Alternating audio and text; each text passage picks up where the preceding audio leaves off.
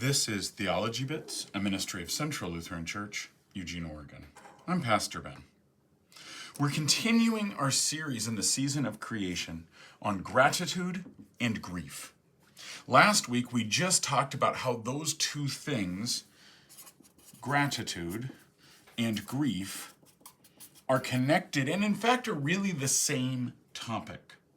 We're going to continue that idea of these being the same idea through a new hermeneutical lens, which is hope.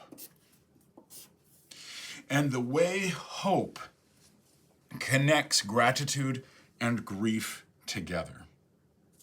And to explore that, we're going to look at Romans chapter 8. And then at the end of it, we'll come back and how this relates to creation. But first, seeing what this is talking about.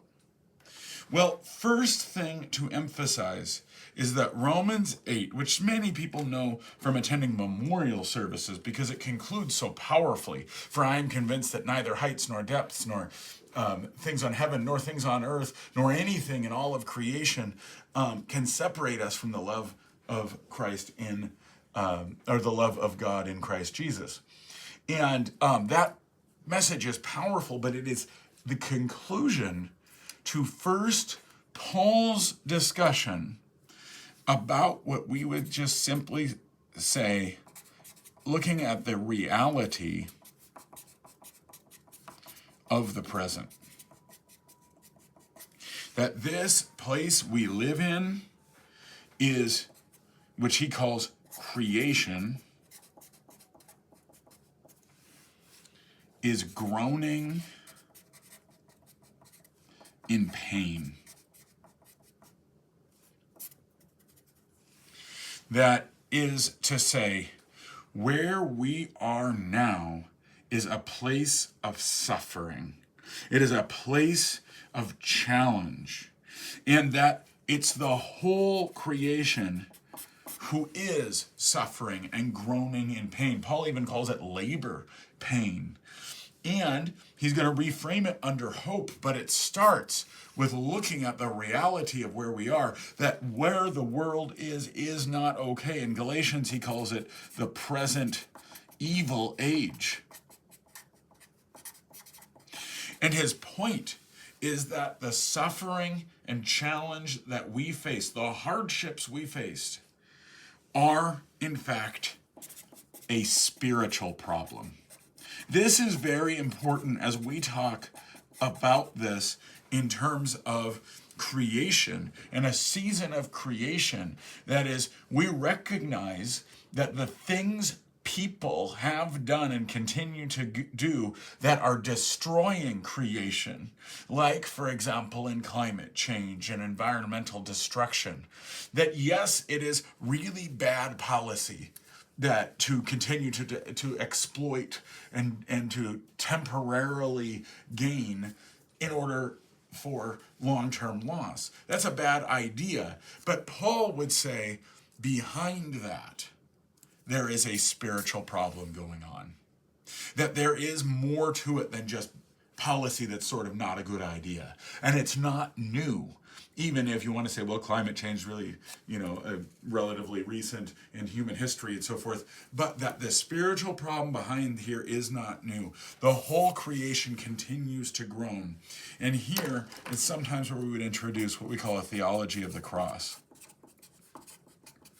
And the theology of the cross is noted for saying that a theology of glory thinks of the world as we wish it were, whereas a theology of the cross calls something what it really is. And by that, it didn't mean just anything, but that the place we live is a place that is dominated by the power of sin and death. And in Romans 8 said that the whole creation has been subjected to the will of its adversary. And by this, in context, if you go back to Romans 5 and 6, he's talking about sin and death as cosmic forces who have subjected creation to futility. Strong word there. Uselessness. It doesn't do what you want it to. And it has now been subject to this, subject to this, or enslaved in bondage to it. Paul uses the metaphor of slavery frequently to talk about this sin and death that we're in, which is the theology of the cross, is to say that no, it is a world in sin and death and suffering, and that where God is revealed, where we can understand who God is not in the moments of God's power. God has moments of power, but we can't understand him. What we understand is God is revealed in our own groaning and pain, in our own suffering.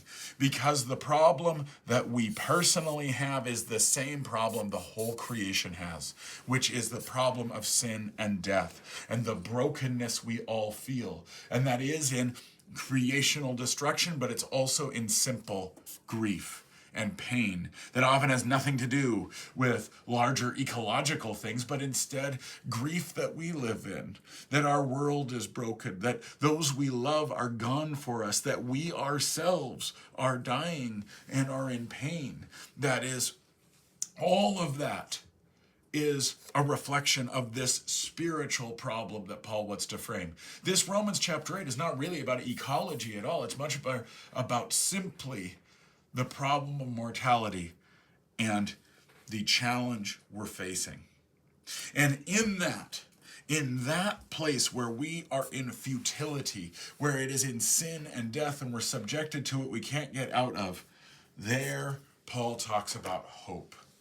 And it's important we recognize how this hope is structured. Because what Paul does say is that we are indeed never separate from the love of God. Never, nothing can separate us from the love of God. But that does not equal that our present is going to necessarily get better. Remember this whole idea of the reality of the present evil age? Just because we're not separated from God does not necessarily mean everything's going to be happy now. That if, for example, well, I'm a follower of Jesus, so therefore I ought to have more material reward, is completely opposed to what Paul's saying. Paul is instead saying something else. Where is this hope? Well, he says what creation is waiting for, what they're groaning in pain while waiting for, is the revealing of the children of God. He also calls it the spirit of adoption. With this idea of what our hope is not necessarily that things are just going to improve, but instead it's a question of identity. Who, in fact, are we, and who is God? And that we have a God who is going to accompany us as God's people.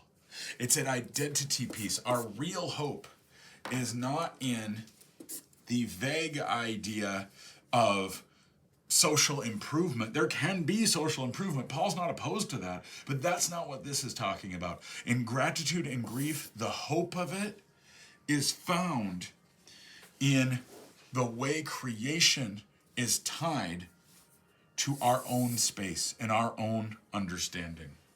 And it says that as we groan and as we're in pain, in language, and I'm going to put it in quotes because this is how the NRSV translates it, in sighs too deep for words. When that happens, when our space is, we are at a loss to even be able to talk because the pain is so deep, what we might call despair.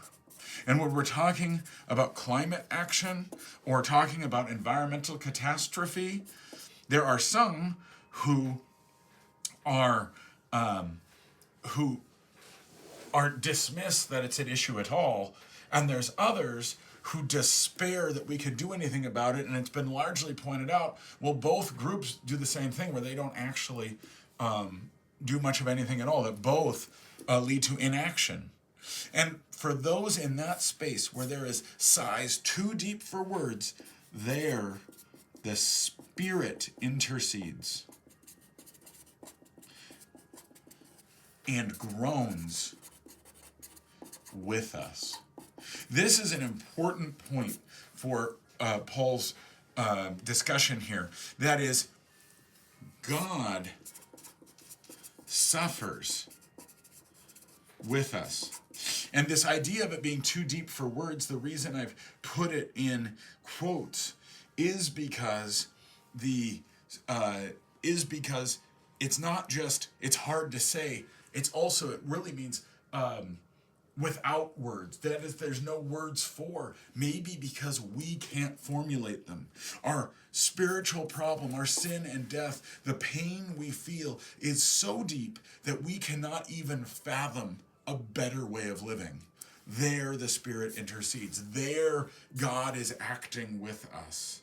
And there is where we understand our identity as people of God is not based on our understanding of us as people of God, but because of who God is. The identity, the hope that is in there is not just who we are, but who God is.